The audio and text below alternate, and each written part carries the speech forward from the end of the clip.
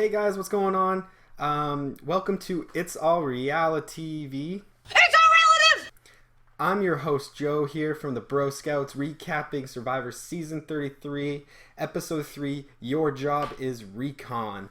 So, let's start out. Without further ado, let's just get a brief summary of what happened. So first, we get Millennials that are finishing up from their tribal council, and Hannibal Lecter is just going bloody ape shit. But I don't mean angry. She is just needing, obviously, to explain herself like an idiot, even though Zeke and Adam want no part of it. And I don't know. People are, you can clearly see that Zeke's already super annoyed with her. Definitely, I don't see him working with her down the road for at least a bit unless he absolutely needs to.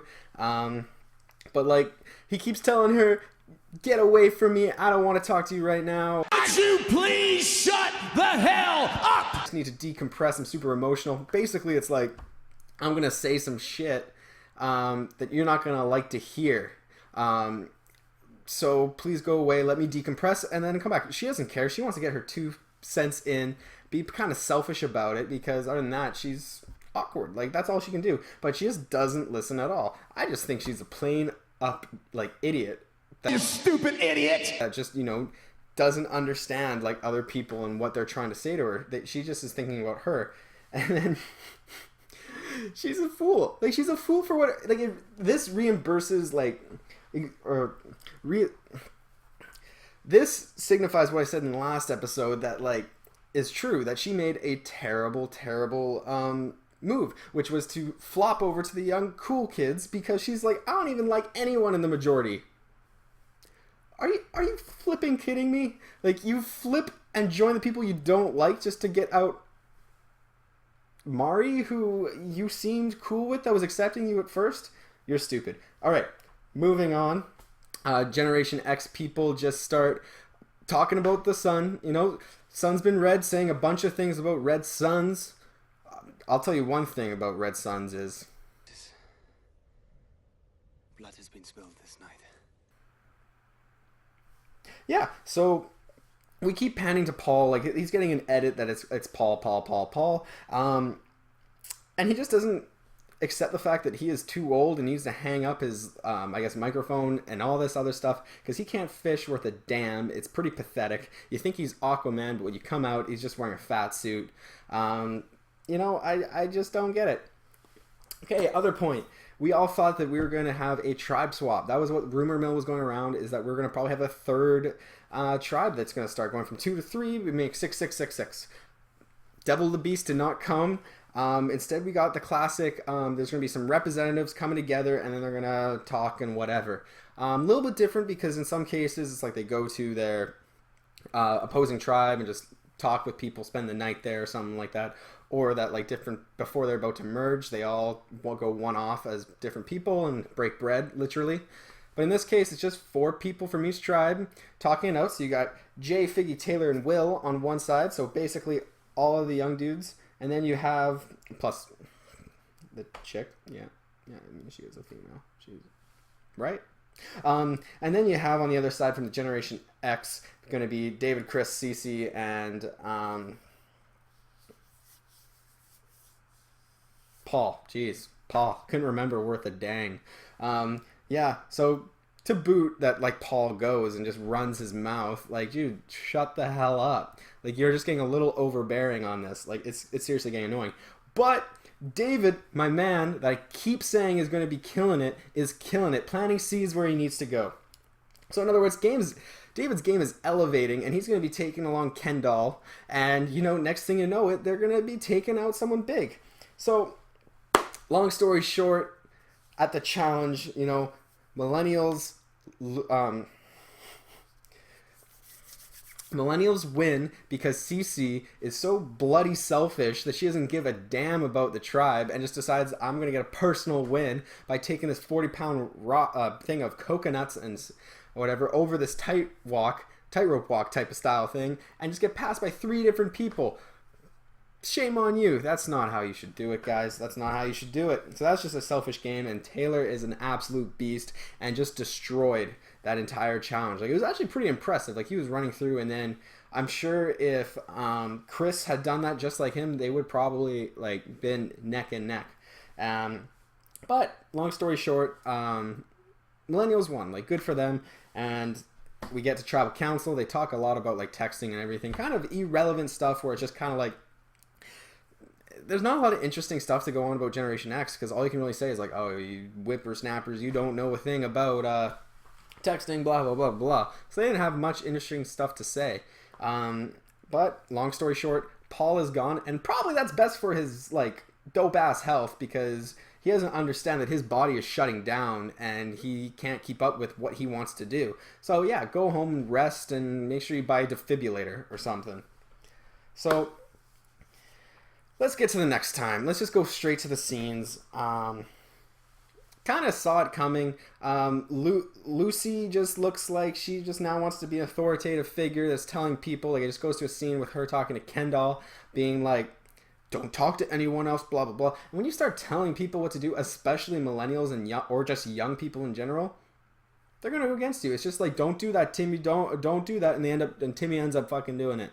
So that's not really cool. I think she's going to have a hard target on her. And that is super cool, though, because they were all in the majority. And now just as one person goes, it's starting to crumble, which is amazing for me, because the people I like were on the minority and before this episode. So that was pretty sweet. Yeah. And then on the challenge that we see on the next time, it has to be one of those ones where it's like 3v3. There's going to be a ball that Jeff's going to throw in the air, and then it's going to land, and it's going to be like basketball and water type of thing. And yeah, Generation X has got some big brute guys. I mean, they'll be pretty unstoppable, I would assume. That's just what it seems like. Someone takes someone's top off. Okay. And Jeff just gets destroyed by a wave, which is hilarious. Way to go, Jeff. Yeah. So that's basically the synopsis of what happened this episode. I wouldn't say it was the most exciting episode ever.